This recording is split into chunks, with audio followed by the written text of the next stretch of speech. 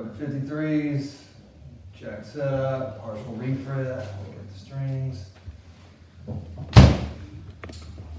Look at it. Customers. Yeah.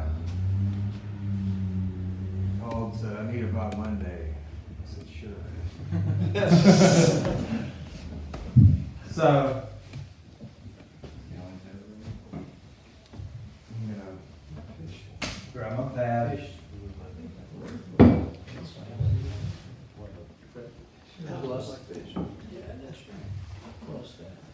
All right, so the first thing I do, I'm gonna look at the frets and make sure that that's what I'm really wanting to do. I told him I would do whatever I thought it needed. If it only needs 5, I'm only gonna do 5. If I need 7. Are they worn down or are they dinged up? They're not worn down. They've got divots in them, and they've got divots in the first, really the first 3. So someone's been playing Jesus music on it? And so we're gonna, I'll probably take it to the 5th. We'll just take this one to the 5th. There's no point in pulling the 7th. It's just pulling a piece of fret wire out. All right, so let me check the setup on it real quick before we do anything. We're going. We are dead flat. He doesn't have any relief in the neck according to the frets. His frets doesn't seem to be worn at the 1st, 5th, or 12th in the spot where I'm measuring. I know Taylor's fairly well. They're usually pretty good as far as anything goes. The neck looks wonderful, and Taylor jobs are usually fairly straightforward jobs. We're going to find out if that's true or not, because I'm about to pull these. I got dead flat neck. I'm going to get these strings off. We'll check our radius. What model Taylor is it? This is a 514 CE. And that has cedar top. We have some damage there. I'm going to take a note of that. On this side over here, there was some irregular. Some random little dings all over it. Did you see those little dimples? So we can check our action. I'm not a big fan of much cellulose. What is that tool called again? This, Yeah. Yeah, what's that called? well, yeah, a tire tread checker, but if you're going to go to Stu Mac, it's going to be a nut. Does anyone know what it's called? The nut depth gauge? Micrometer. Did you say? You need a micrometer? Well, yeah, but I think if you were going to buy one at Luther Supply Place, they're going to call it like a nut depth gauge. So we're 23 on the low E, 24 on the A, 21 on the D, 17 on the G, 24 on the B, and 22 on the high E. So we got plenty with our nut, and I'm glad, just in case we measured this fret. It's a little. I'm betting this is 80/40 wire. You know, so if I'm wrong, then we're in trouble because I only brought 80/40, and I only brought. I want to check my actually 12. Because I do remember he didn't have any kind of issues with the way it played. I just told him I was going to check his action. I'm 98 to 99 thousandths of an inch at the 12th fret. So remember, 93 thousandths of an inch is 3/32. Index inventories. So what's a good 12 fret height? 3/32. Although most people say they want it lower. Is that just specific to acoustics? Yeah, that's high for an electric. I assume. 5/64 a lot of players, if they want a low action on acoustic, I would go 5/64, tapering it down to 4/64. Bluegrass players, 3/32. to 5/64. That's from low E to high E. And what fret is that you're measuring? I'm measuring on the 12. I'm using this gauge now because I can use this gauge too. It'll tell me in thousands. We're at 77 on the high. So that's a, I think 75 thousandths, isn't that 5/64? I can measure it with my other tool. But anyway, I'm pretty much a hearty 3/32 to 5/64 on there. You can remember those. I'm probably gonna make these adjustments, make adjustments accordingly. Did you say So- this one has binding on it? I was trying to see. This has got binding on it. Is it just natural wood binding or Yeah, it's is it just black? rosewood. It looks to be rosewood binding. Couldn't see the fret. It doesn't have any fretboard, correct? Or most likely being a fine suit. And we're gonna find out because we're gonna scrape the board. We'll find out if it's I'm pretty sure that's gonna be a separate piece of binding. Now now that they're using CNC machines, you see a lot of, where the CNC machine comes in and cuts the slide inside the neck and you don't have binding, but you don't have an exit point. So I'm seeing more and more of those these days. And of course, Bob Taylor, I've read an interview with him and he was saying that he used to love doing guitars, but his new passion in life is programming CNC machines. He just has a better time doing it. He's built so many guitars. I think he just likes to do that. So, take your strings off.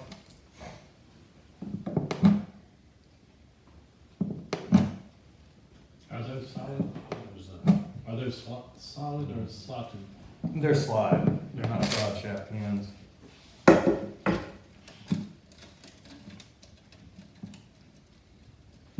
wonder why the big manufacturers don't use those type of pins, the unslotted. It takes time to install them.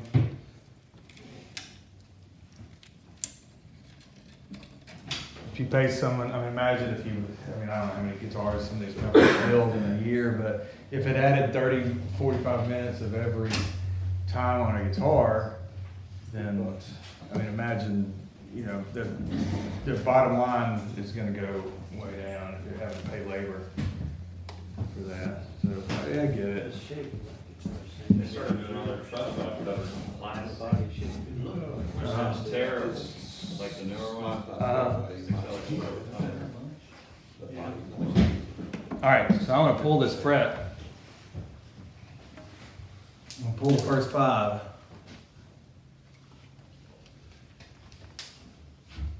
And I'm gonna use my fret puller. It's the little version of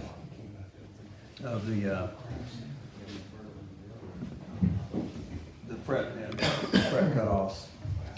Nail And are you using any heat with this? I've seen videos where people take like a soldering iron and go. Yeah, I didn't bring a soldering iron. Actually, I do have one in the car. I'm gonna try to not. Okay. Is there But an I advantage? am gonna try. I'm gonna try and experiment. When I buff frets with a Dremel wheel, they get hot. Like when I buff them, sometimes I'll make the mistake of moving to the next one and touch it with my finger, and it's like, whoa, that gets hot.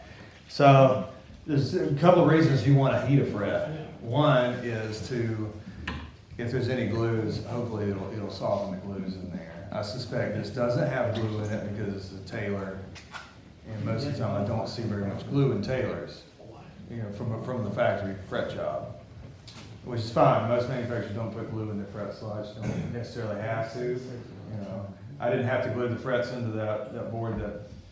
I just did it to do it. Does it have better longevity than glue? Or What? is there more longevity? Like, If you glued them? yes. I don't think so. Vintage Martins, the old ones, the frets are standing just fine. I never really see glue in those from if it's never been messed with. So I don't necessarily have to glue frets in, The other thing that you would want to heat it up for is the metal gets hot, and let's say you've got rosewood, especially or ebony, then it almost activates a little bit of the oils in the fingerboard, and it almost lubes it to come back out. So I was pulling frets on that one, I tried it, it was better with heat. It was, and most of the time it is. But I don't get to damage anything. Maybe I want to see, I'll see if we fix the frets now. So, no, it's not my guitar, so I'm gonna be very careful, and we're gonna try to do it without any kind of damage. His is old crap, it's on her iron, so. Uh-uh. I've gotta find my, to make a mess. That body style reminds me of the J185. This one does? What do you think? The shape of that? That's Yeah, it similar could to be. a triple O Yeah, it was, in Martinville, It's a what? a triple O, Triple O? most similar to it. But we can't call it the exact same thing. It's good. all right, so we're gonna generate some heat on this just by using my buffing wheel.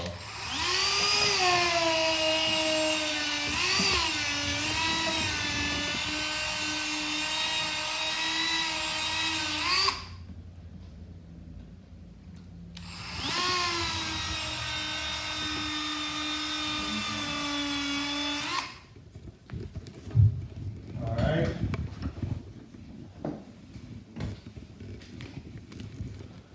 Got these fret pulls.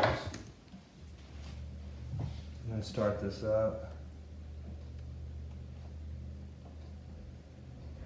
And so if you're gonna use a soldering iron, a good idea is to put the tip of the soldering iron down in there so it doesn't slip off to one side. It's also a good idea to, I mean, because it's tough to hold a guard in a soldering iron without getting the guard hot and then holding a hot guard. Yeah. So that's sliding right up underneath there. I'm going to go all the way across. And then for safety matters, I can pull that fret right now and I feel confident we would be fine. That's just a glorified feeler gauge that's through Maxell's with a slot cut in it. Okay, it's just a big long feeler gauge. That one's 10/1000ths of an inch. It has a slot. Now that I got the fret up some, I'm gonna go ahead and pull it the rest of the way out. I'm gonna slide that underneath my fret. See how that worked? Yeah. And then now, every time I push on that fret, it's actually pushing the wood down as I'm trying to pull up. So we'll go down there. The fret will probably come right out right now. But if we want to be real safe, we have another one that's 20/1000ths of an inch.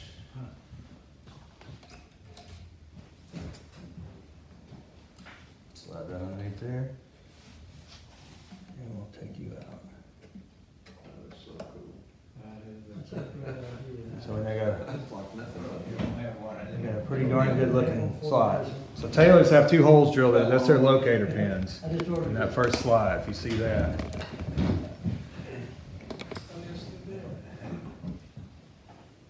All right. And are there actual pins in there, or they just? No, they took the pins back out. We're gonna pull the next one, no heat. We're gonna see if I can feel a difference in this guitar.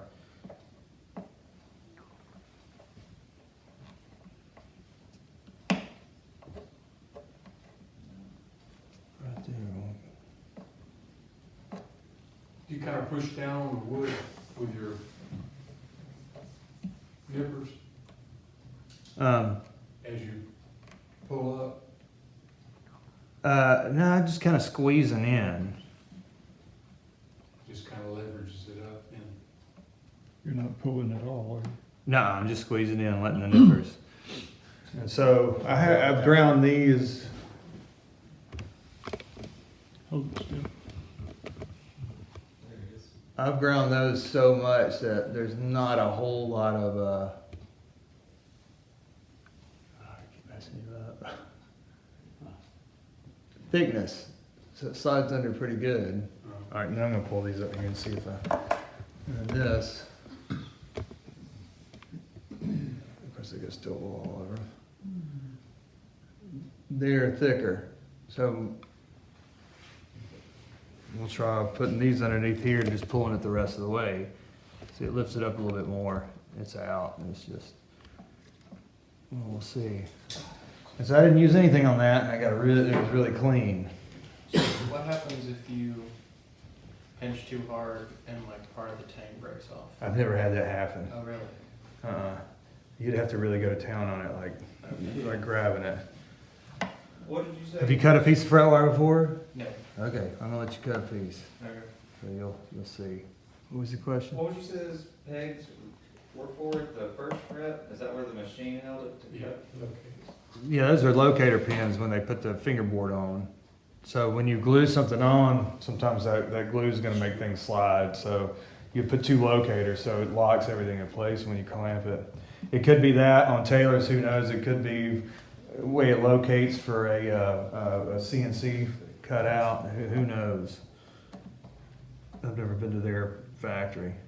So this one I just used a straight, the nippers that I don't care for as much, the ones that I made. So these are coming out nice. So you think they cut their fret slots with a saw, or they use a CNC with a router? Yeah, I'm sure they use a CNC machine to cut them out. Taylor uses them as well. Yeah, everything is CNC at Taylor. That's his new passion. I don't think he cuts those all the way through. I've seen them make them, and then they just go to the edge, but they don't go all the way out. Yeah. So it's just like having a binding over. Yeah, that's what we're trying to figure out on this one, if it's bound. And it may not be, it may just not be taken all the way in. Either way, we're gonna treat it like a bound board. Are the frets that you're pulling out, are they the nip like you would do on a bound board like you were talking about? Mm-hmm. Here. Yeah. Are those 80/40s? Yeah, I believe they're gonna be 80/40s.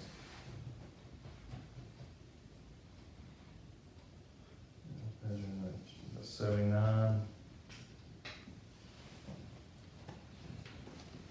79 to 38. So they probably started out as 79 is probably just what they refer to as the 80. But we're putting 80 in because we don't have a 79. And they're seeing a 79 in real life. Okay. All right, so I need to get this kind of prepped up, you know. So I'm gonna opt to use some 400 grit here. Okay, and then this is a good tip for anybody. This is a cork line block. It's got cork on one side, it has cork on the other, and it came from a big, huge box of cork flooring. So they make great calls. You can put it on anything. You can cut them any shape.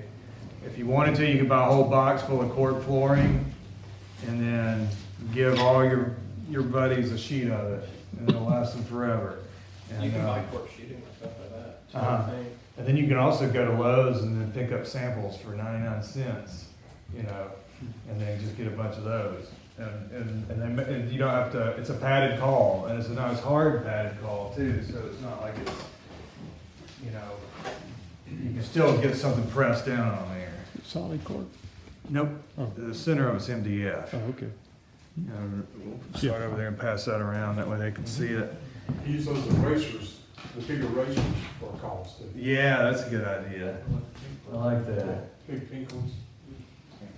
So I'm just making a little, I'm just wanting to kind of level off the top of that. I'm just gonna sand directly onto the board. This is gonna help me see if that's binding or not. Not that it matters, we're gonna treat it like binding. This is getting really nasty. All that black that you see on there is you know, finger gunk mixed with dust. What grit is that sandpaper you use? Well, I'm using 400. I'm just being real gentle on this one. How old do you think that guitar? I don't know. Been around the block. Some of the cereal, I'll say the grit is that cereal. Yeah. And I'm using 400 because I really don't want to take much wood off at all. You know, I need to get everything kind of level. The bed of the fret, where the fret's going to go in. Is that radius? Yeah, this fingerboard's radius. We're going to find out what the radius is in just a second. Oh, We're going to figure out what we need to do. Because we're going to press these in. off subject. Due to truss rods nowadays, is that why necks can be so much thinner than they used to be? That's one of the big reasons. All right, so we got a. I don't know if I was certified after We might need to be. It's more than 16. we need hanger shingle out.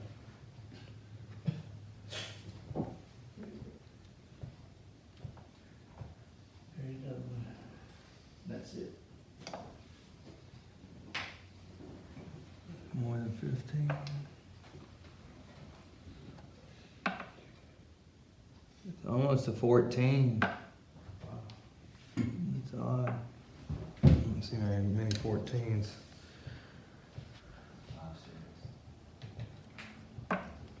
We know it's not a 12, I can see light. 16, I could rock back and forth. 15, I could rock back and forth. 14. So I'm gonna say it's right around 14. I don't know if I have a 14-inch call, but You do, you pass it around. oh, nice. I really use a 14. Okay, so I gotta clean these fret slots out. So what I'm gonna do is start with this tool. Oh, I have to get over here. I'm gonna back up some. And I'm gonna put that in there and clean out whatever gunk is in there. Y'all see that? Slides in there. This is really easy. Some of them are just a nightmare. When you get glue, you're getting a little piece out, and then you're going back with one of those little saws and you're cutting. You're going back and forth. This one doesn't have any glue in there. I'm just pulling out dust.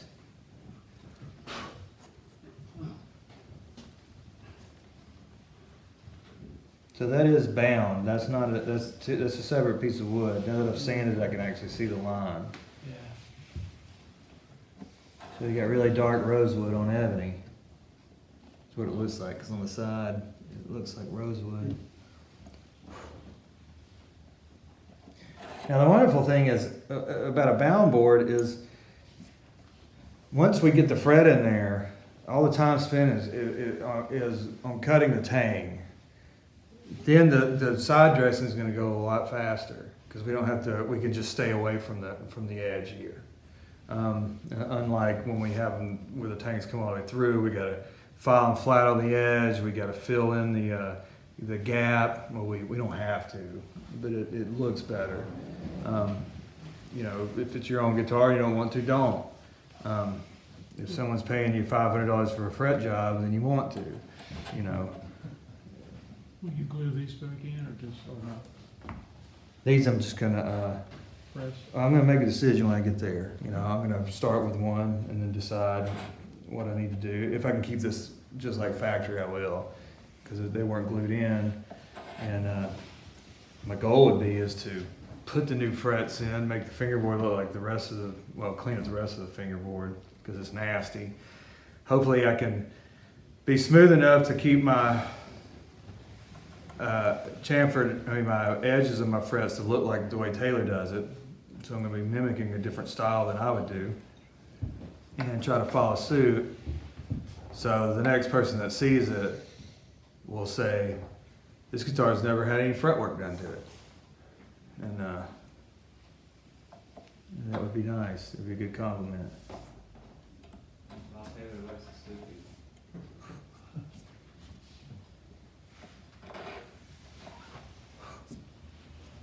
But I suspect to the trained eye that you'll be able to tell, but most people probably won't be able to notice.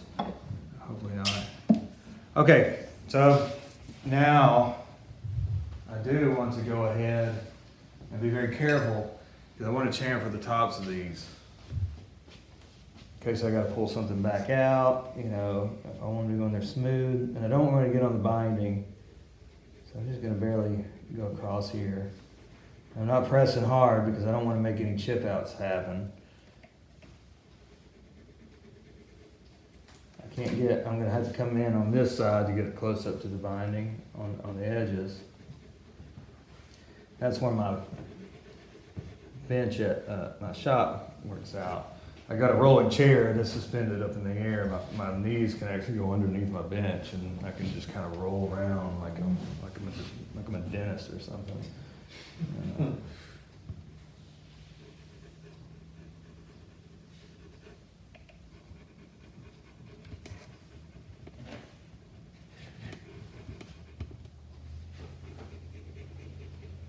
I didn't clean that slot out. I gotta go back and clean it out.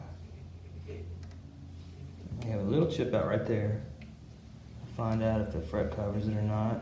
If it doesn't, I'll opt to fix that after I get the frets in.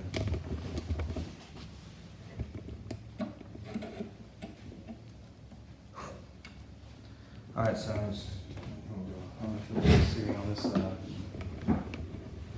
I'm just gonna finish up trying to bevel some of those edges.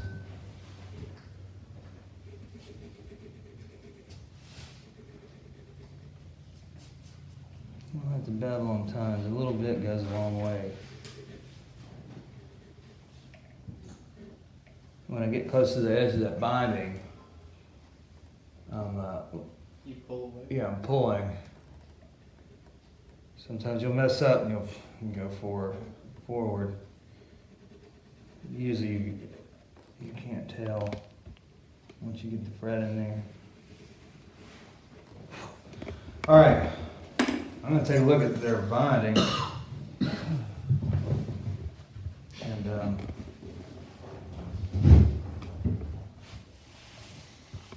so as you can see, I've got to make a decision.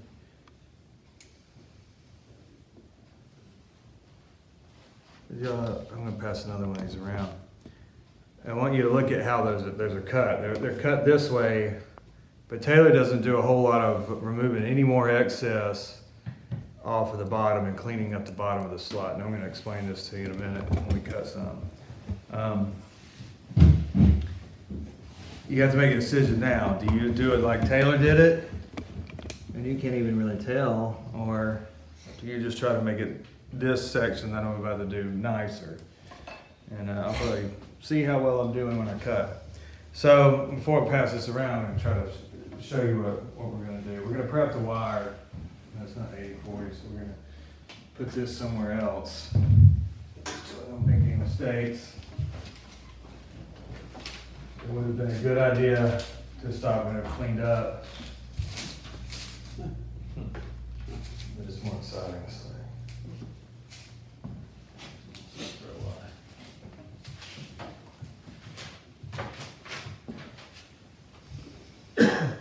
I'll see another fret wire right there. We'll pull some of this 80/40 out. We're gonna clean this, and then we're gonna cut the fret wire, and we're gonna cut around the binding ledge on the fret wire, so we can squeeze them in. Now, sometimes you get lucky. Let's say you got an unbound board, but the factory has filled in the sides with glue or whatever, and has finished over, and you pull the fret, and they cut it like it had binding, but filled in the edges. Then you can, if you're good and you don't hit that fill that they put in there, then you can treat it like it's a bound board, if you wanted to. Or you can go ahead and cut through it and refill it.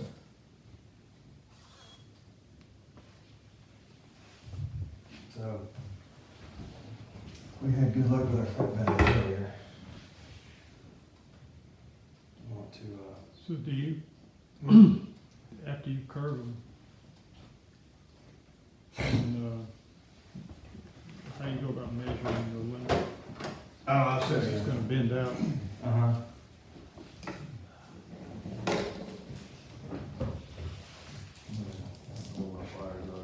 Right here, looking for.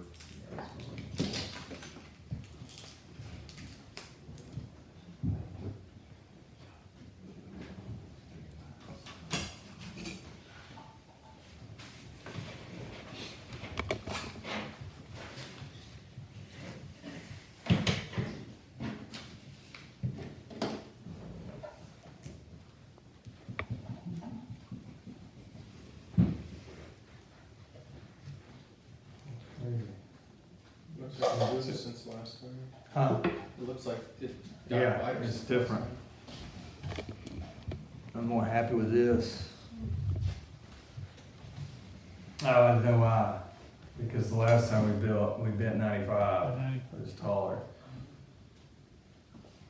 Just wondering what was going on. Hands off, right there. All right, the car ends off.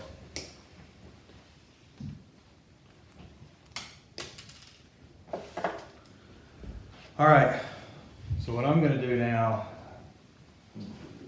we're gonna do it like we did the other one. I usually give, what does that look like? 30 seconds on either side, maybe. You'll see that?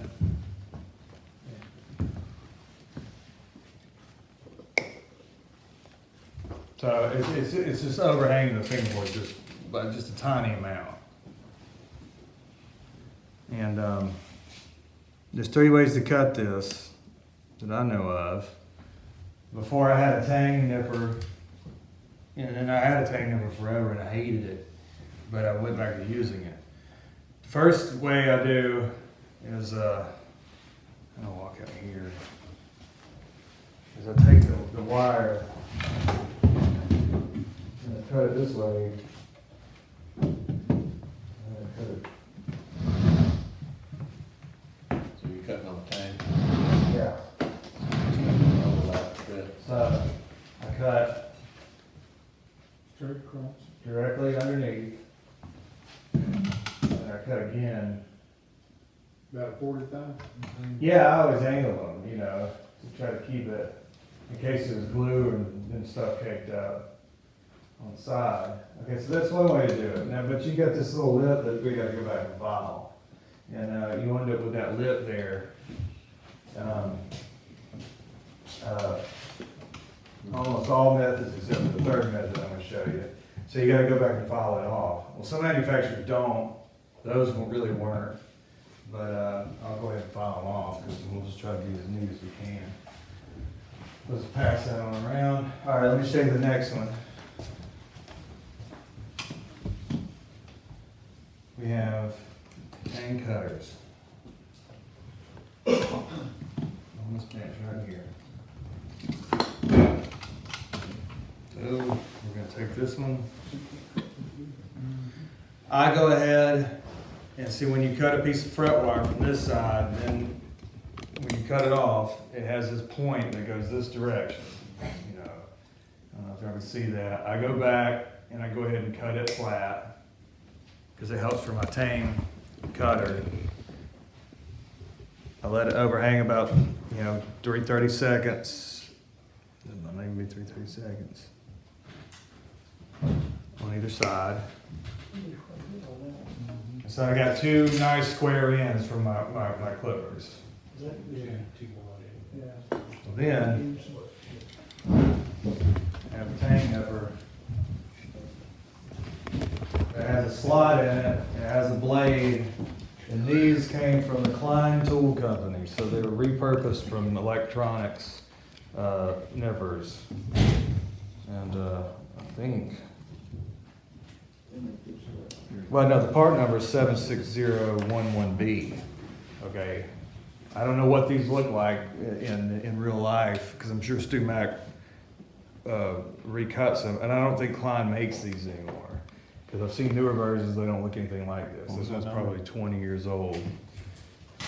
76011B, and it's from the Klein Tool Company. Sheet metal cutting shears. Sheet metal cutting shears. So, but it has a slot cut in it, so that's probably been milled in there from Stu Mack.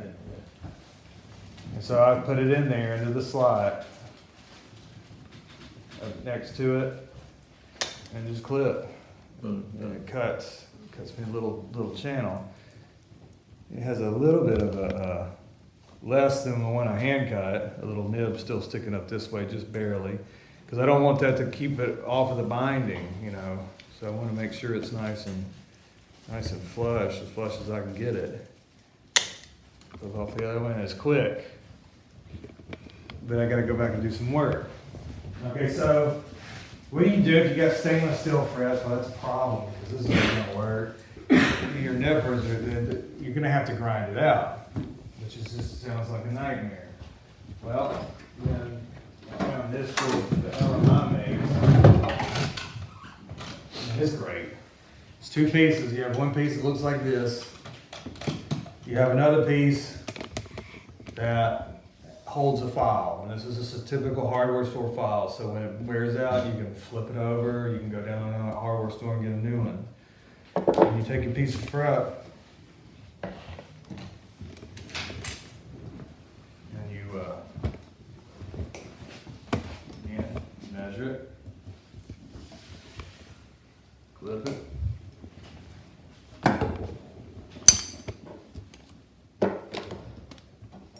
And usually I have this clamped in a vise, or it's got 3 screw locators. You can screw it to a bench. I'm making a mess over here. I'm gonna try to do this without screwing it to a bench. This opens up. The fret wire goes in there. And this locks down and holds it off the edge of it. It goes onto the table, and then this kind of rounds, and you can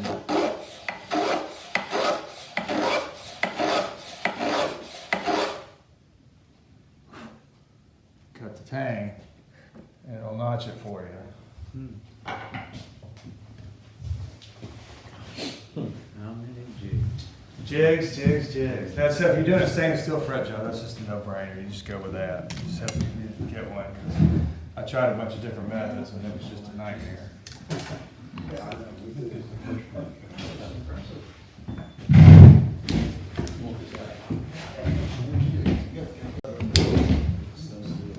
After you cut one with whether your nips, that's how you don't have to have that many tools. You can take your take a needle file. I lay the fret down, and then I'm just carefully You're filing off the bottom. I'm following that one, Round, right? that last little nib, as close as I can get it without deforming the fret.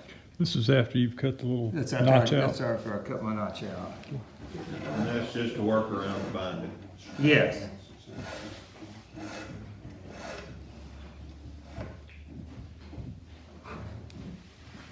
So,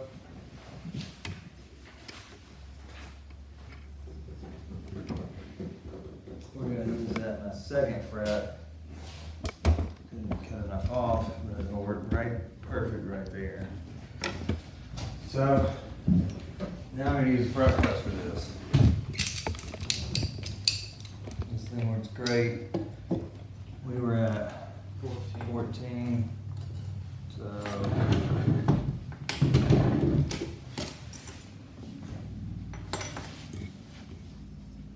There's 14.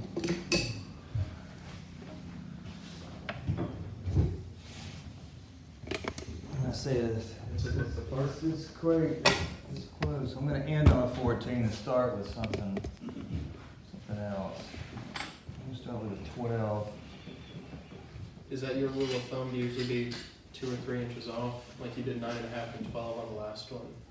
Yeah, 1 to 2 steps bigger. Okay. The goal trying to be to get the center in first. No, the outside edge is in first. I've got 5 and 12, I just had it a few minutes ago. Here's this. So, I'm gonna press it in at 12,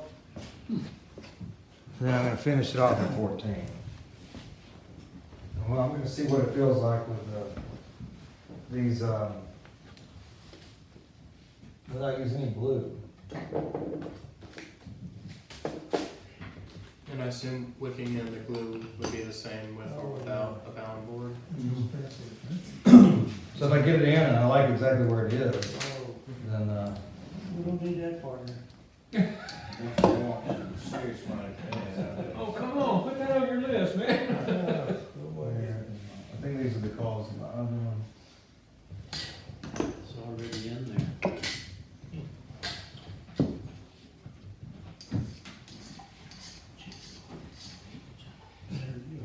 Yeah. Too hard. What did you just? Oh, that's because You've been hammering on I've been hammering on these calls, so that kind of mushroomed up that lip.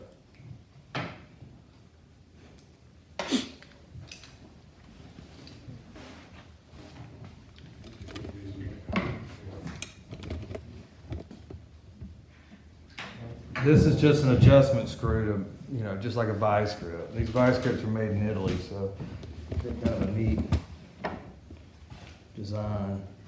Then Stu Mac makes them out of those. Kind of rock it back and forth to make sure it's kind of seated. And then I'm gonna just press it in, Just like that. just like that. How far back did you nip that tang back to make sure you didn't push out the binding? I make sure it doesn't touch the binding, but it's close to the binding without touching it, as you can get. And you didn't use that tool earlier because that neck wasn't finished? Or were you just showing us on Newfield or? I didn't use this earlier because I wanted to show a cheaper way to be able to do it. Like I could probably pound these in with those calls too. You know, stack up some sandbags and then work it like that. Because you know, if you're doing 1 or 2 fret jobs, That's pretty awesome. you don't want to spin that much. That's pretty cool. So I'm gonna cut these out real quick. And the rest of mine. Size 5. So why did you not finish the edges before you put them on? What was the question? On here, why did I not finish the edges? Yeah, and double them like to match the others. I could have. I just don't think I'm good at it. You know, getting everything lined up perfect. I know I'm better at it after it's already on there. Some people will make a piece of fret wire and they'll make it perfect and they'll like dome the edges and make it real pretty. That was just never my style of fretting. Not that I couldn't learn. But I'm getting to be an older dog. So, Right. uh-huh. You're talking to choir. I want to do it my way. All right, so I'm gonna go and prep these.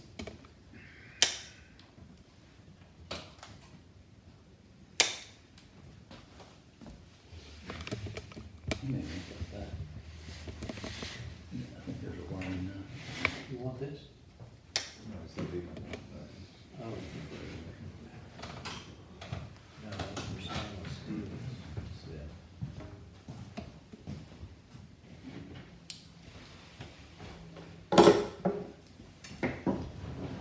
Thank you.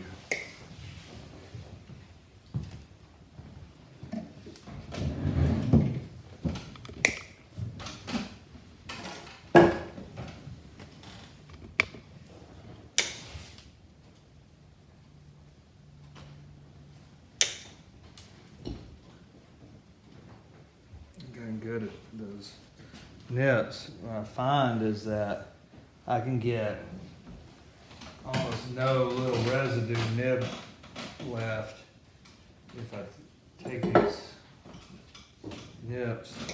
When I put the fret wire in there, if I just apply pressure this way, it seems like it wants to slide right on it and just take the whole thing off.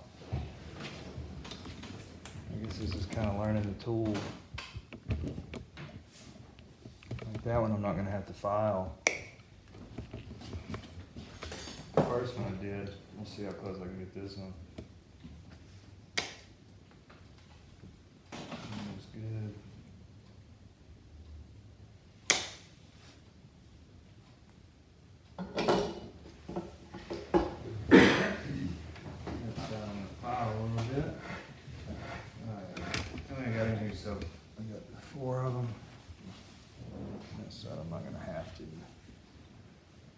do this real quick. We'll put the last one in, and we'll get these in and get them, the edges dressed, compare them to the other frets.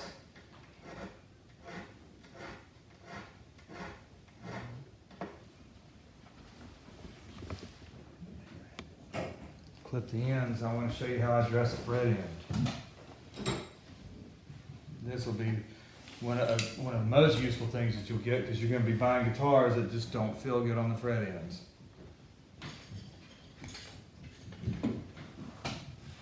Found sometimes the fingerboard shrinks a little bit too. Yeah. On the new one.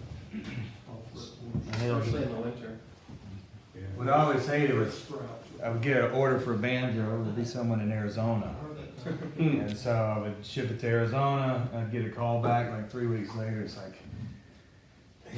I don't know what to do. I don't have anybody around here that can do this, but the fret ends on your banjos is so, they just hurt. And they'll say, it wasn't like that when I first got it. I was like, yeah, well, I'm in Alabama and you're in Arizona. And, Put it in the bathtub. yeah, and then I have one guy, the first time it happened, he shipped it back, and then by the time he got back to Alabama, it wasn't like that. I was like, I don't know what to do, because I need to be shrunk to be able to get it down in there. And so I did the best I could, sent it back to him. I said, look, if I have to send you a video of how to do it, if you can't find anybody, because you're going to have to do it in your climate. I've heard a lot of people leave them in case for 24 to 48 hours when they're making dramatic climate changes like that. Uh-huh. It's supposed to help it do it more slowly. Or something. I'm not certain if there's any truth to that. Yeah, I mean, a case protects the guitars from humidity somewhat. It's eventually gonna, whatever, it'll eventually, unless you got a humidifier or something in there. I mean, lack of humidity is what's brutal. And I had a Harmony in the shop one time that it just exploded. I mean, there's just no other way to say it. I mean, it's like, I don't know what happened, but I came in that one, it was at the old shop, and it was just a neck. And the body, it was a neck and like a neck block, and the back was off, and the top was off, and the sides and the lower block was just, it was all on the floor. So it just like, boom. And that's because, we had that guitar hanging up, and it froze outside. In our old shop, it was a big, like gas heat that just blew, and where we had that guitar hung up, it was just blowing directly on it, and it just died. Is there any way to save it, or did you have to throw it out? Well, it was nice because the other was broken. Oh. So you just put it back together? We just turned it into a kit guitar. Do everything back together. I think about that sometimes. It's like, I got to disassemble that guitar and repair it. Maybe I'll just do the same thing. Was that at the place where that Hero Donuts is now? Yeah. I almost went in there one day, but I didn't. It's overpriced, but it's really good. Well, they have to be. I mean, Yeah. I mean, I can't imagine what the rent's there. Their breakfast, it's like $8. It is delicious. I get it between services when I play. I've had them. I've had their donuts. No, but like they make a breakfast with like hash browns and eggs and Oh, sausage. nice. Oh, it's amazing. Good burgers. What's the name of the place? Hero Donuts. Hero Donuts. The donuts are like $4 I think a those- piece, but you can get breakfast for like $8, and it's Breakfast it is. yeah. One donut is like $3.80. Yeah, it ain't, and like nothing's ever as good as Krispy Kreme. So Yeah, there's something about Krispy Kreme that's just good. I love their donuts though. They are good. they are, but not for. I'm scared to go in there. I sat at one spot in that place for 15 years, so it's going to be really weird walking inside that Is place. it gonna be like a mixer or a griddle where you were? Yeah, it'll be weird. But I'm glad somebody's doing good there. But it was just, we knew we weren't going to stay, because once we had the new owners, the restaurant next to us, Nabil's, their rent went from $3,000 a month to $10,500 a month. And that was all within 3 months. It's like we all had to renew our leases. The Beals sold part of their They had to, shop they couldn't. Hero. Yeah. Well, Anthony and them sold the business name to somebody else took it over, because he's like, I know we can't do that. Because it's hard enough at what they were paying, so someone else thought that they could, and I'm sure they couldn't, that's why the Hero Donuts took over that side. So, You guys had some flooding issues. yeah, that was the other thing, the landlord wasn't gonna pay to have the sewage drain out of our shop, Oh, that's nice. so we were like, okay, and it was all coming from the bills next door. No. He's just like, well, your insurance will pay for it. So we had our insurance pay for it, and then 2 weeks later, it did it again. And then we cleaned it up ourselves, and then 2 weeks later, it did it again. And then we just called and we said, we're gone. We're leaving, we're not coming back. It's the 14. No, is it? I shouldn't be talking to y'all. No, it's the 14's what I want. You got an outfit over there. Yeah, I need don't the you? 14. You're right, I need the 14, I have the 12 in there. But you're right. We like our new place much better though. We get so much more room. Alright, so we're squeezing that in with the 12 and then switch back over to the 14. And I assume you don't, with the bound board, you can do it the way you showed us with the other one, by just hammering it in, right? Yeah, we could have done the same thing. Yeah. I just decided to do that because it's what I'm used to. Yeah. And I want to do less of experimenting on this since I don't own it. All right, here's another little thing that I usually do, and you gotta just have the right touch. I take my fret hammer. I'm just gonna let the weight of my hammer. I mean, I'm not even worried about too much about putting it on a bag. And you can't hit it hard because see, there's no tang underneath to support this. And you don't want to bend it down, but I do want to make sure it's seated. So I kind of let the weight of my hammer tap the edge of that thread and just barely bending them down. Just making sure it's really seated. If I actually tap it, it's just going to bend it over. And then it may kink the fret a little bit. It would probably all dress out in the wash, but. Okay. Originally, I learned to clip fret ends in this direction and push down so it comes off of the board. I've gotten to where if I do have tangs sticking out, I still do that. But on these, I'm going to be cutting a little bit at an angle if I can. So I have to do less filing. You know, if I can get a little bit of an angle there. And I don't want to go in this way because once I have that angle, it kind of squishes it together, so to say, because I'm not going to have to file as much on it. So I cut it at this angle. It looks better. I don't want to cut it wrong. I would like to cut it that way so you can see what it looks like, but I don't want it to look like that on the guitar. He's paying. So I'm gonna cut that. And so I've got kind of barely got an angle here. Not too much. I'm gonna need more of an angle. You don't roll the nippers down, clip it. Nope, I just clip straight. So you put Well- that flush with the fretboard trim, right? Yes. And I've got my nippers kind of angled like this, so it's giving me a little bit of a bevel, not as much as I want, but it helps me get there a little quicker. Pretty close. All right. So here we get to make a decision. To make a decision on what kind of file we want to use. We got a tiny little hole right there that we get to fill in. That'll be fun.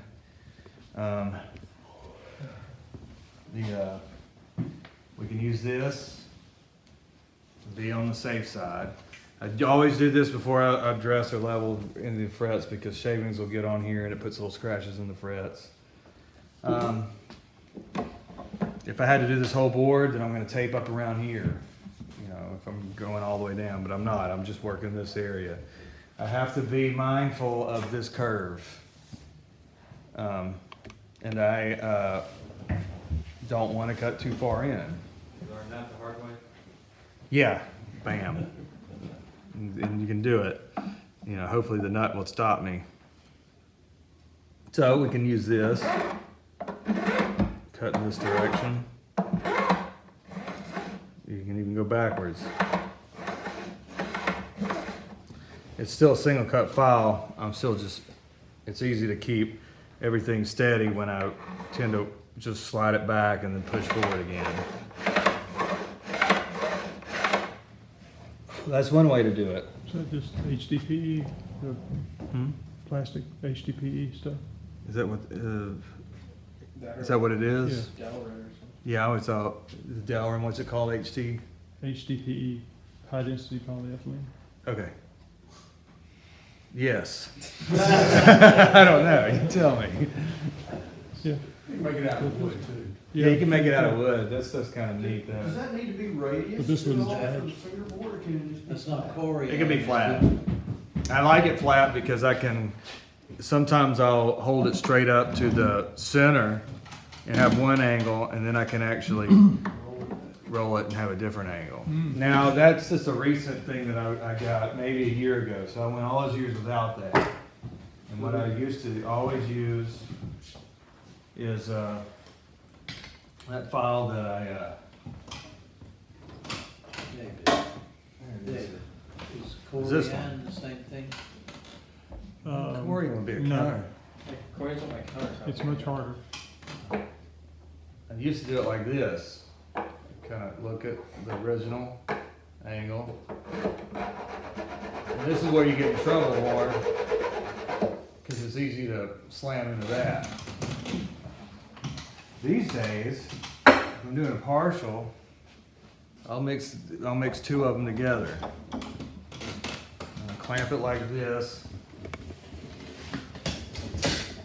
And this, I don't know where you get it. I was hoping Michael was going to be, because he bought him one. This is a tone hole file for woodwind instruments. It's extremely fine, but it cuts very well and it's nice and flat. And I'm going to get right here. You see this? So then I can look at my my other frets, my new friends right here, and try to match it up that angle. Try not to do that because I'll catch that edge. So I'm not pressing hard. I'm letting the file do the work. Trying not to get too much into that rosewood. If I get into it a little bit, it's all right. Then I'll come on down to a little bit into the Taylor ones, in case they don't get a perfect match down here.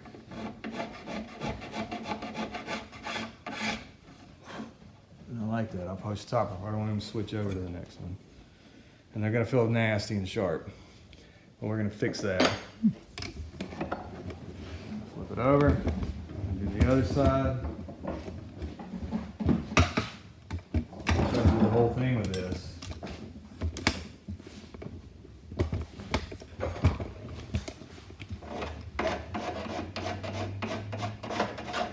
And that's just a really fine cut file. Yeah, I imagine you could do this with any, wide file. I just always use this one. I'm gonna pass this file around. You'll see it. It's an odd bird, and it's a tone hole file. And I'll try to remember to send out an email or do something, because it's got a name on this file too, so we can.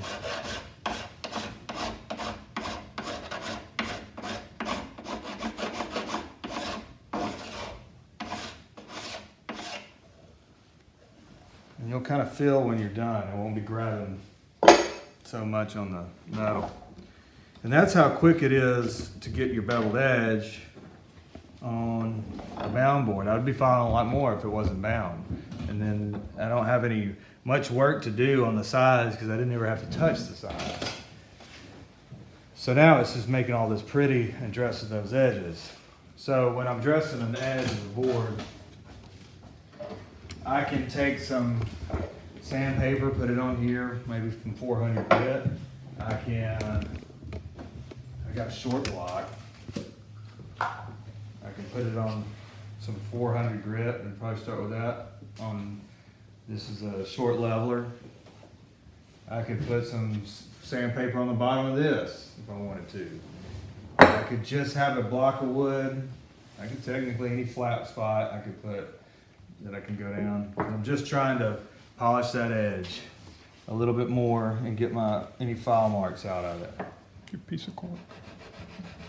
And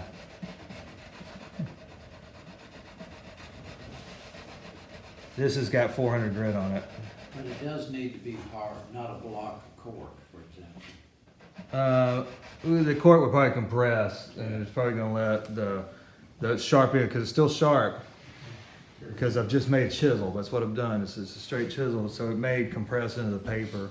You could try it, but I probably wouldn't use cork. Yeah.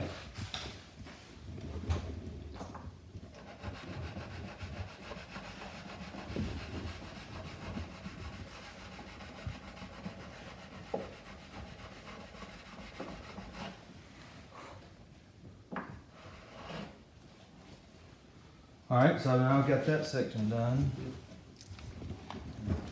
I think the battery's died in that because it hasn't been working for a minute. Check, check. Yeah, it's not working. Can y'all hear me? Yeah. All right, I got a loud mouth. Yeah, it's on Did I have it off? now. No, the speaker's off, I don't see the pilot light on the speaker. We turned it off after we heard you in the restroom.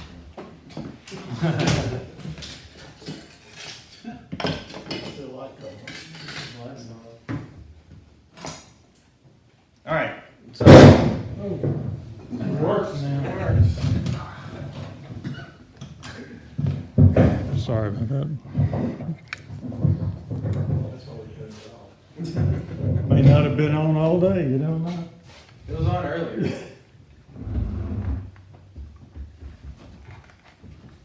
If you throw it over your shoulder and put it like that, it won't get caught. all right, is that better? Louder? Now you can whisper. All right, here's what we do. Okay, I'm gonna address these. These are sharp, and the reason they're sharp, and the reason that you'll see guitars even after they've been rolled over and they still feel uncomfortable, is at the bottom of your fret wire when you cut it. All right, help me out here with my dry erase. It's even getting hard for y'all to see. I'm not seeing it right off. Which are you? I'm new one. I have a box, we'll just keep going until they're all gone.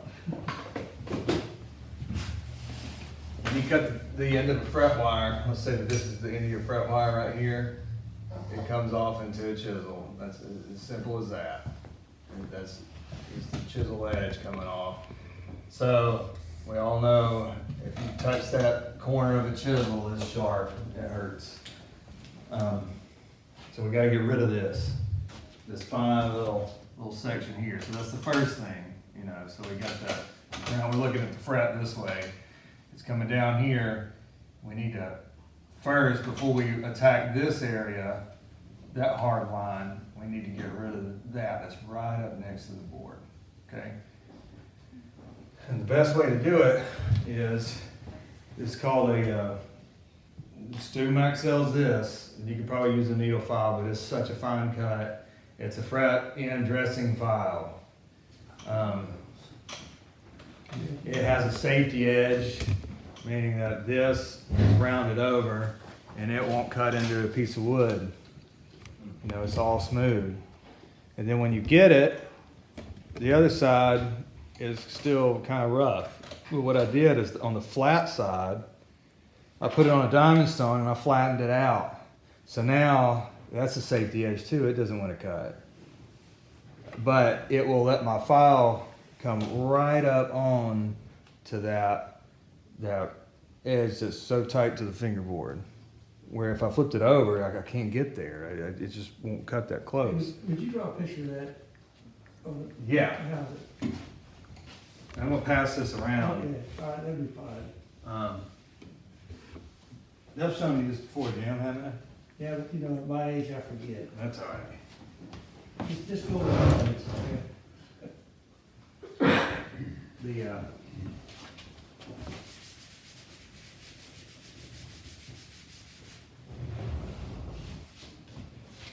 So this file is shaped like this.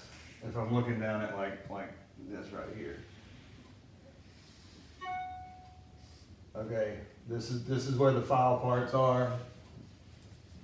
This part's been ground smooth, so when this touches wood, it just slides across it.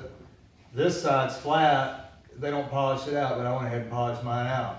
So now I can get a file, my file marks on this other side are real right on the edge, instead of having a little section there. So I can get right up to the fingerboard and rest that fret.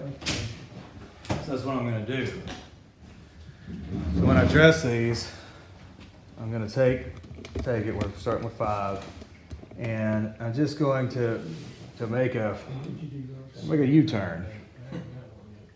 You know, I've got it parallel with the fret, I got it flat, I've got kind of a downwards angle just to make sure I see, and I'm gonna just go around. Does it matter if you do that before you level the frets? It's not gonna matter either way. You may do a little more crowning, but that edge right there is not gonna change. You're not gonna get down that far.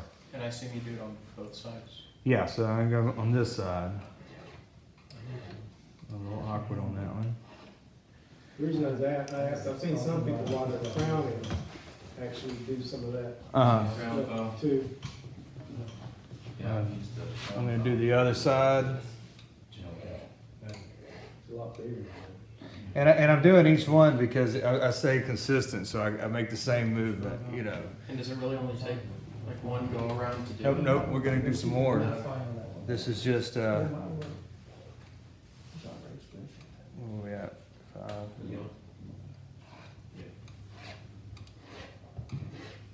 Yeah, it's a big-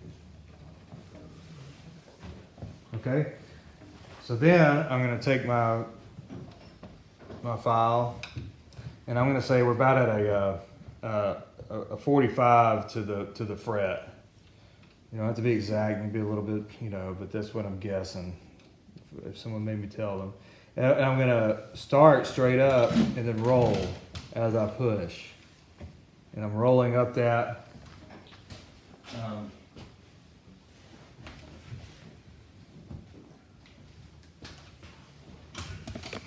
This part right here. My file is, this is the end of the fret.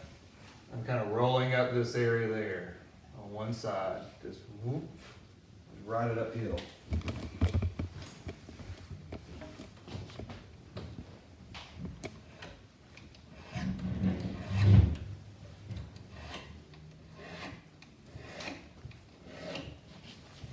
I'm gonna do the other side. Yeah, square, yeah, it's the bottom.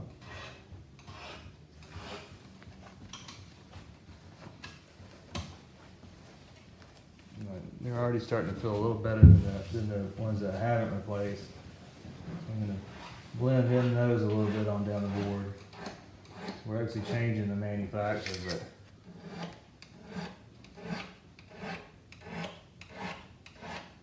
I just like my way better. Do the other side.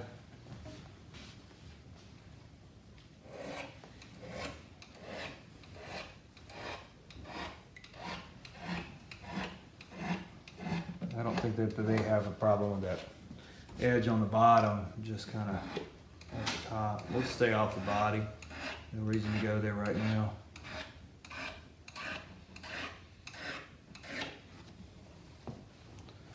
So now we're feeling good, feeling normal all the way down. So now we want to level the frets. We got the frets in. We got a board. Maybe we'll go ahead and start making everything normal and look like each other. So before I do anything, I'll grab my, let me get a brand new razor blade. And we're gonna go down here and just kind of make everything nice and even. Clean off all the gunk. I want to scrape here and save a little bit of my dust, because right now we can go ahead and take care of the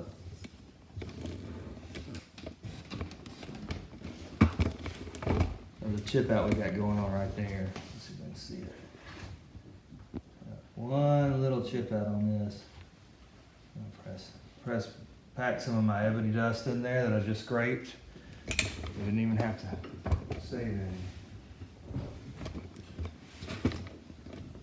CA. Right in front of me.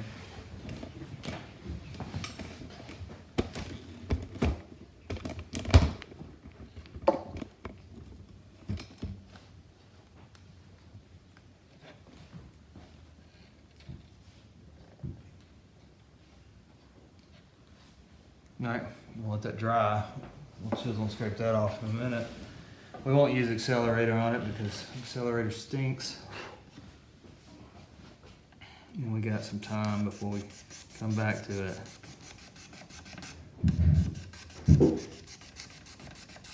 Now, I wouldn't scrape everybody's board. I mean, this is like a one that I would want to clean anyway. And I had to sand on it. So I'm just gonna go ahead and do this whole board. But let's pretend that I had a, vintage guitar that I didn't want to alter anything at all because of its value or it's got divots in there. What? You just leave the crud on it? Well, I probably wouldn't use a razor blade. I'd try to get like a brush and a naphtha. This, I'm okay with it. I'm really just scraping the crud off, and then I knew I had to do a partial. I don't want the two fingerboards to look different. I'll switch out my razor blade.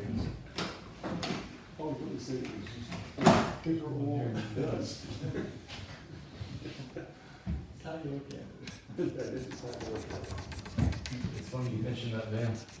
There's a guy named Mike Campbell who's the guitar player for Tom Petty for like 40 years. He played like in 1950, an early Telecaster. So far back that it wasn't even a Telecaster, they called it a broadcaster. It had a maple neck, and he had played it so much, it was just black with gook on it. Never cleaned it, and after like 40 years, had to have, I think, like 3 of the frets replaced. And his guitar tech, a really good guy, replaced those and started to clean it. And he just became so furious at it that he had to go back and put gunk on the first 3 because to make it look, to match the rest of it, because he did not want his fretboard clean because it was 40 years of mojo. Van Halen would find his guitar tech and clean his board. See what I'm saying? Really? It's just, some people like that. He did what? Unusual about He that. would find his guitar tech and clean his board. It's like mowing your grass and buying You a have to do a car. fret job without cleaning. Some people, they don't like it. Rub that smack oil on. Connection with their instrument. They're just like, oh, it's nasty. Yeah. Even if it's your own nasty, like so. Now that's that chip out that I'm working on. I'm going real easy on it. I don't want to pull the fill that I put in there back out. It's nothing but dust from sanding and CA. Yep. That's basically a nose fluff, Especially that one. It was real tiny. It was.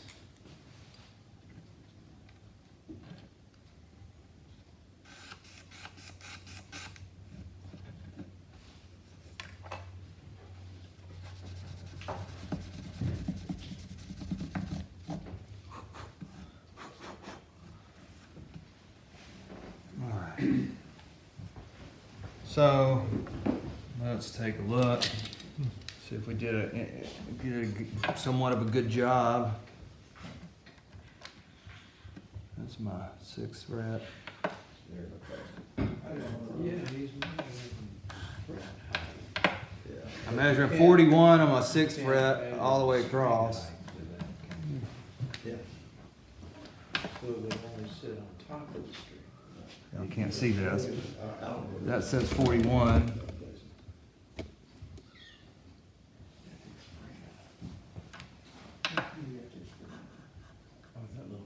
That says 40. 40 across there. 40. I'm hoping we don't have to do hardly any dressing. 40, 41.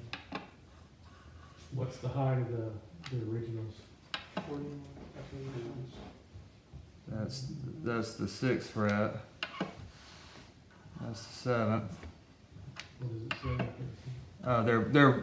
They're switching from 40 to 41. Yeah, there you go.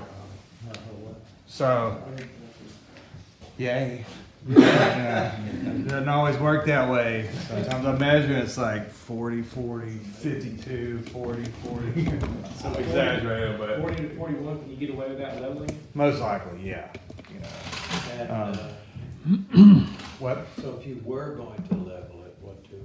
Well, that's what I'm gonna do, just to, Oh, with this, honestly, I would probably just take a short block and make sure everything I put in was level and just actually go side to side with it and kind of come down with the neck zeroed out. So let's do this. Let's put a set of strings on it. Are you gonna put some bend in the neck? Were you gonna put some bend in the neck? I am. Well, I might. He had it set at 0, and he told me to check the setup, but he said he really liked the way the guitar played. So having some bend. Remember, we started out with nothing. I don't know what I'm doing. You don't have a crown frets? Yeah, I want to get in here and because I still have to polish these out and dress them. I want to show you the procedure of dressing these frets. Your black ones under your sandbag, if that's what you're looking for. You looking for your long one? I'm looking for my my cutoffs. Oh.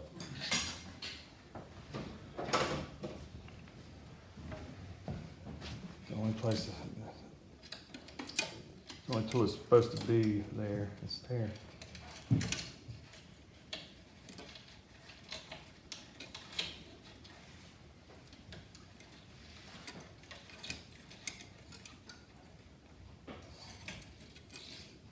I'll take those, Jason.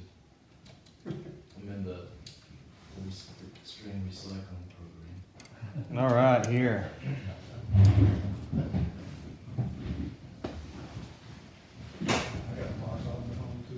Yeah, so many.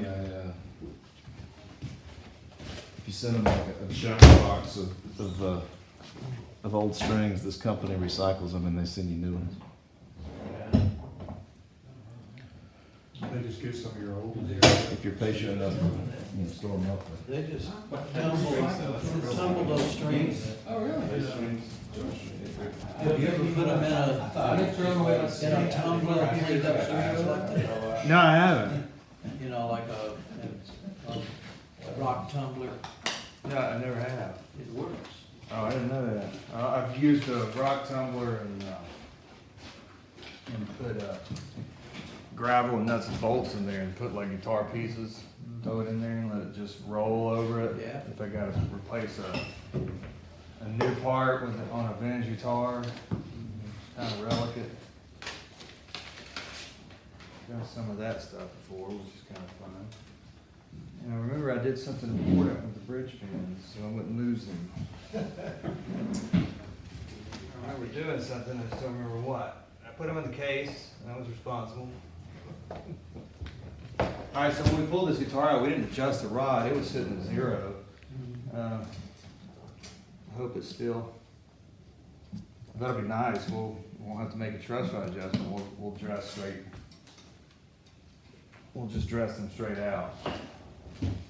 Then decide if we want to back off the rod, if we need to make any kind of adjustments.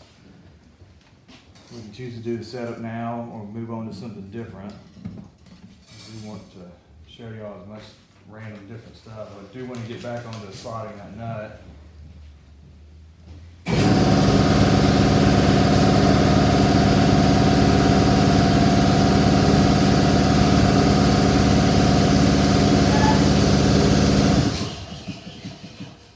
We must have a leak. Before you got that fancy understring sanding thing, how did you do this? I would have backed off the rod and tried to zero it out. If I couldn't zero it out, and the rod got completely loose, then I would take the guitar and I would put it into a neck jig. Now, a neck jig, if you haven't seen one, if you go to Stuart McDonald, you can look up guitar neck jig. It has this big elaborate jig. And all it does is you put strings on it, and on the guitar, you strap it into the jig. It has gauges that go up to the bottom, and then you zero those gauges out, and when you take the strings off, you can press the neck here and push on the neck here, and then get your neck back to exactly where it was with string tension. Is it Or that big metal bar costs like $1,000 or something? they're well, they, when I got mine, they were about $500 or $600, something like that. Do you still use that, or you just use this method now? I still use that because some cases, you know, I've got a situation where, like if I need to level a fingerboard, it's too hard for me to level a fingerboard with the strings on. It's just cumbersome. So one of the guitars I wanted to bring down here to do was it was a 40s Epiphone archtop, and so I started to really analyze that neck, and I was like, well, with the strings off, it's in a back bow, and I can't do much with it, and I know I don't want to plane the back bow out of it because when the strings are on it, it was pulling a lot of relief. So I need to control it when I do the fret job. So yeah, long story short, I still use them a pretty good bit, but not as much as I used to. It also enables me, because see, I don't have to be as expensive as I used to be with fret levels, because I used to always do every fret level, and I still will depending on the guitar and the neck jig. I like doing fret levels of the neck jig once you get it set up because you're totally free. It's not cumbersome at all, and I would charge more. So if you brought me a really, really high-end guitar and you were really, really picky, anal kind of person, I'm gonna say I'm putting yours at a neck jig. I'm just gonna charge for it because it'll take me 30 to 45 minutes to get one strapped in there. And then this way it enables me to, in some cases, especially if it's like a kid, and a little kid that's learning how to play and he's got to have a real low action, maybe I'll just sneak a fret level in there while I'm setting up the kid's guitar. Because it's like it'll just play better, I can get it lower. Maybe I'll just crown these frets up to 600. I just need this kid to be able to not give up on the guitar, because otherwise I could get the action a lot lower. And so long story short, it enables me to do fret levels less expensively, because it doesn't take as much time. And most of it's just setup time, setting it up in the neck jig if you need to.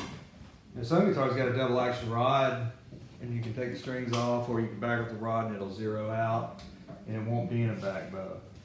And again, Martin used to take care of that situation by clamping the headstock, putting two 12-pound bags of buckshot on there, and then level things out.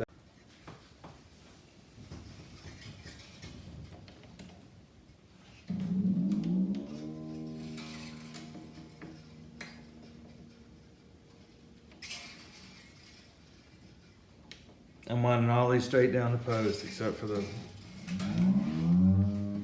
high ones.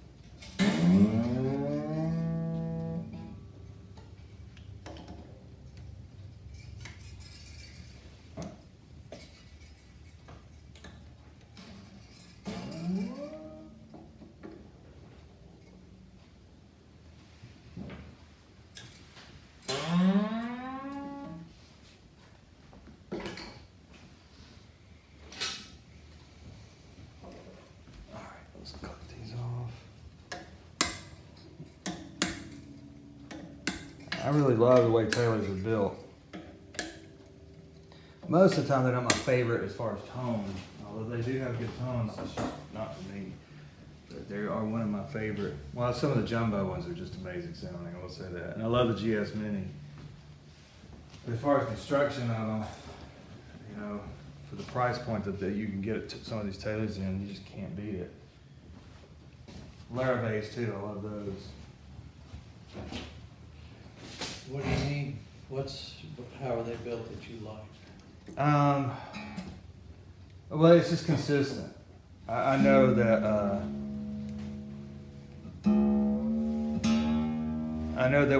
we'll just take a fret job for instance. I really have any kind of issues when I pull frets out of these. I don't know why. I still haven't figured out why. Because the slots are cut just like anybody else's slots.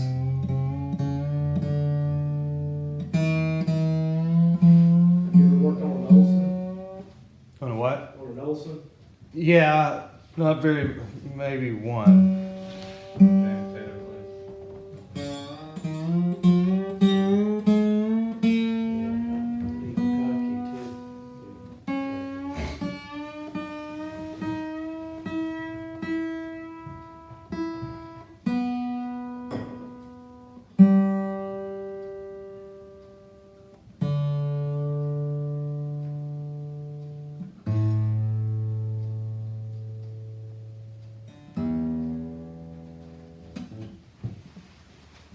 Stretch these out a little bit. Press them down.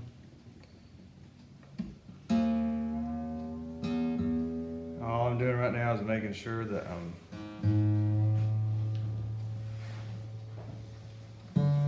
still zeroed out. And a smart man would have marked these frets with a Sharpie before he put the strings on.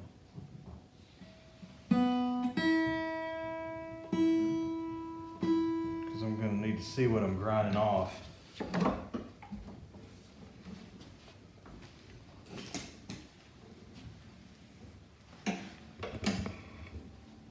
I'm still dead zero. Wow. So that's good.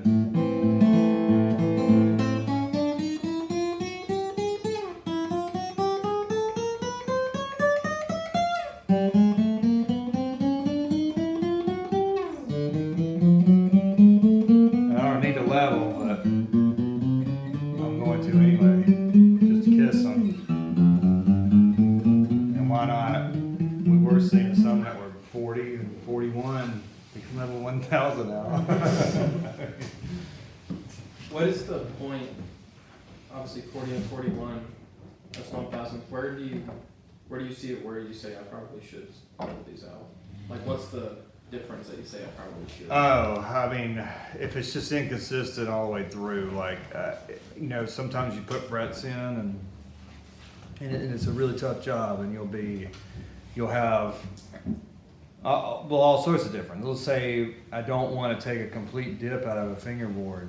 So when I get these frets in, let's say I'm using a 45,000 tall and I have a 4,000ths dip, you know, so then these are, you know, 4,000ths higher than these and these are up there. So we can say, well, we can dress it out of the whole board, you know, off the frets instead of, you know, taking more wood out of the board. You kind of just have to make a judgment call. And then it's obvious when you play it and it buzzes when you get to the action that you want. This one's not buzzing. We measure almost the same all the way down. You wouldn't necessarily have to. If that's rare. This is for some reason, I guess because everybody's watching today. And we needed to dress something. We don't need to. But going to anyway. As long as I can find my stuff. Get a few more tools out. I need to put the tools up. You're right. Things that I'm not going to be using. We'll start doing that now.